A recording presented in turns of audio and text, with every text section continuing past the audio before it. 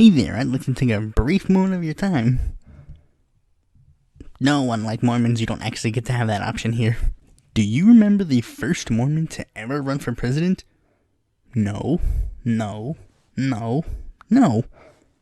see, the first Mormon to run for president was actually the first Mormon to ever exist. Joseph Smith. Let's start from the beginning. Why did he run for president to begin with? The biggest reason being, Mormons truly did not have a political party to call their own, because neither Democrats nor Whigs were really appealing to the Mormon vote. You see, Mormons were facing various acts of violence against them, so it was their best interest to have a candidate who cared about Mormons. And none of the candidates really did. Smith knew this because he had wrote letters to John C. Calhoun, Lewis Cass, Richard M. Johnson, Henry Clay, and Martin Van Buren, the 5 most likely candidates to become president at the time. Only 3 responded, all 3 of which having the letter C begin their last name, and they pretty much said, "Sorry dude, we can't help you." It's kind of funny because even if one of these guys said, "Yes, we will help with the Mormonism," it doesn't inevitably matter because he didn't even ask the person who would end up winning the election. You know, it's a bit ironic. Those letters and the lack of the Mormon vote getting compelled Smith to announce on January 29th that he would run for president as the candidate of the Mormon Reform Party. Now he needed to do 2 things. 1, establish a party platform, and 2, pick a running mate. We'll start with the running mate debacle.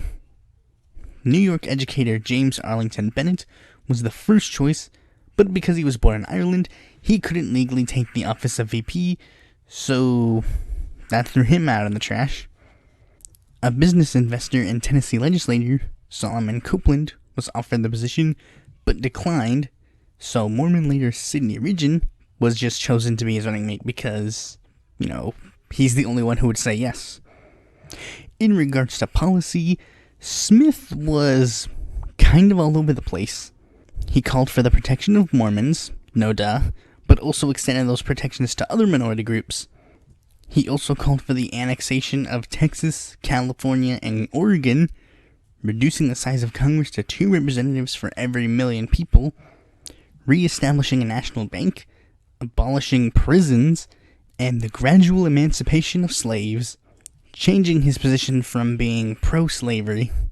But since he was a religious leader, he obviously was a lot more religious than most presidential candidates usually are, because he wanted to transition the United States into a, at best, theo-democratic, and at worst, theocratic kingdom of God.